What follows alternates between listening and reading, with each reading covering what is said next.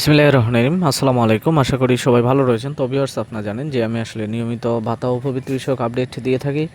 তো ভিউয়ার্স, আসলে তারই পরিপ্রেক্ষিতে আপনারা অবশ্যই অবগত রয়েছেন যে আসলে আপনাদের ভাতার টাকা কিন্তু আসলে গেল রবিবার থেকে কিন্তু দেওয়া শুরু হয়েছে, প্রায় এক সপ্তাহ ধরে দিচ্ছি। এরপরে কিন্তু আসলে অনেকজনই আমাকে কমেন্ট করতেছেন যে আসলে আপনাদের যেই ভাতার টাকাটা রয়েছে সেটা কিন্তু এখনও আসলে অনেকজনই পাননি। তো ভিউয়ার্স, আসলে এই বাকি টাকাগুলো এগুলো আসলে কবে পাবেন এবং বাকি টাকাগুলোর বর্তমান কী অবস্থায় রয়েছে, এবং আসলে আজকে তো শুক্রবার, তো কালকে শনিবার থেকে কি আসলে আপনাদের টাকা পাওয়ার কোনো প্রকার কোনো সম্ভাবনা রয়েছে কি না। তো ভিউয়ার্স, আমি আপনাদেরকে অবশ্যই বলতে পারি যে যেহেতু আসলে ভাতার টাকা দেওয়া শুরু হয়েছে এবং আমি আপনাদেরকে বলেছিলাম যে এটা যেহেতু আসলে চতুর্থ কিস্তির টাকা, তো এটা আসলে চতুর্থ কিস্তির টাকা হওয়ার কারণে এই টাকাটা কিন্তু আসলে একটু স্লোলি দেওয়া হয়। কারণ আপনারা অবশ্যই অবগত রয়েছেন যে আমি আমার পূর্বের ভিডিওতে বলে রেখেছি যে আসলে এই টাকাটা যদি সমাজ কল্যাণ মন্ত্রণালয় আপনাদের কাছে পরিশোধ করতে ব্যর্থ হয় এবং সেই ব্যর্থতার দায় যদি তাদের হয়ে থাকে, তাহলে কিন্তু আসলে তারা আপনাদেরকে মনে করেন যে একটি কাউন্টার, মনে করেন যে আপনারা মানে তাদেরকে যে এক প্রকার কাউন্টার দিতে পারেন যে কেন মনে করেন যে তারা টাকা দিতে ব্যর্থ হলো। তো যার কারণে আসলে তারা মনে করেন যে খুব মানে সিরিয়াসভাবে এই বিষয়টা এবং খুব কেয়ারলিভাবে এই বিষয়টা তারা হ্যান্ডেল করে, যে আসলে তারা চেষ্টা করে যে সব মানে যতগুলো ভাতাভোগী রয়েছে সবার অ্যাকাউন্টে যেন আসলে টাকা যায় এবং সবাই যেন আসলে বকেয়া টাকা পায়। মোট কথা হলো যে আসলে তারা টাকাটা এমন সিস্টেমে দেয় যেন মনে করেন যে তাদের ঘাড়ে কোনো প্রকার আসলে কোনো দোষ না থাকে। তো আসলে তাদের ঘাড়ে কোনো প্রকার দোষ না রাখার কারণে তারা কিন্তু যে অত্যন্ত ধৈর্য ধরে এই টাকাগুলো দেয় এবং সময় নিয়ে দেয়। তো এরপরে যদি দেখা যায় যে আসলে সেই টাকাগুলো গ্রাহকের অ্যাকাউন্টে এসে না পৌঁছায়, তাহলে কিন্তু আপনারা যদি সেটা খোঁজেন তাহলে অবশ্যই আপনারা যেটা দেখতে পাবেন যে সেটা কিন্তু আসলে গ্রাহকের অ্যাকাউন্ট থেকে ত্রুটির কারণেই এই টাকাগুলো আসে না। তো যার কারণে এই টাকাগুলো আসলে তারা খুব ধৈর্য ধরে দিচ্ছে।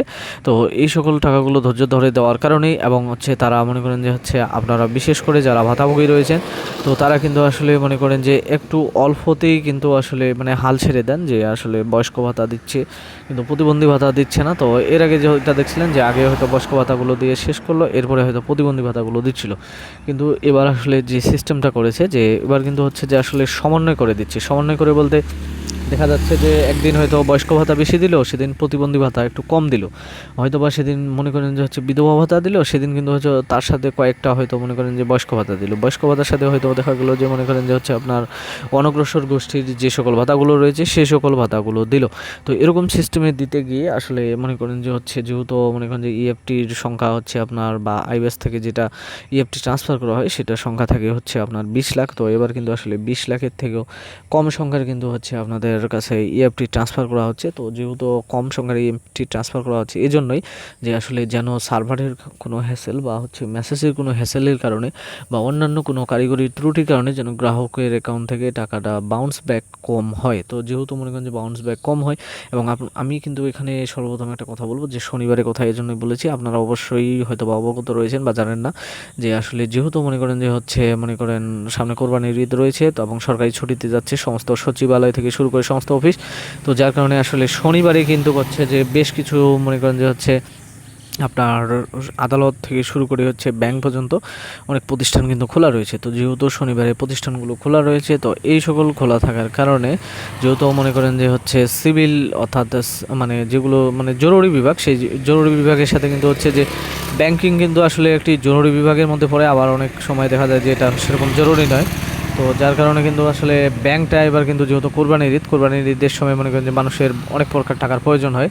তো যার কারণে এবার কিন্তু যে শনিবার অর্থাৎ আগামীকালকে কিন্তু যে ব্যাংক খোলা থাকবে। তো যেহেতু আগামীকাল ব্যাংক খোলা থাকবে, তো যার কারণে আসলে আপনারা মনে করেন যে ধৈর্য ধরেন যে কালকে দেখবেন যে দুপুর থেকেই মনে করেন যে ইএফটিগুলো আমাদের ট্রান্সফার করা শুরু হবে। তো ইএফটি যদি ট্রান্সফার করা শুরু হয় দুপুর থেকে, তাহলে আশা করি যে হয়তো বা মনে করেন যে কালকে আপনারা বিকাল থেকে মনে করেন যে একটা টাকা পাওয়া শুরু করবেন, এবং রবিবারও মনে করেন যে রাত এবং সোমবার সকাল 10টা 11 বা বেলা 12টা 1টা পর্যন্ত আপনারা যারা এখন পর্যন্ত টাকা পেতে বাকি রয়েছেন তারা সবাই আপনাদের টাকাগুলো পেয়ে যাবেন। তো ভিউয়ার্স, এ পর্যন্ত আজকে ছিল। ধন্যবাদ।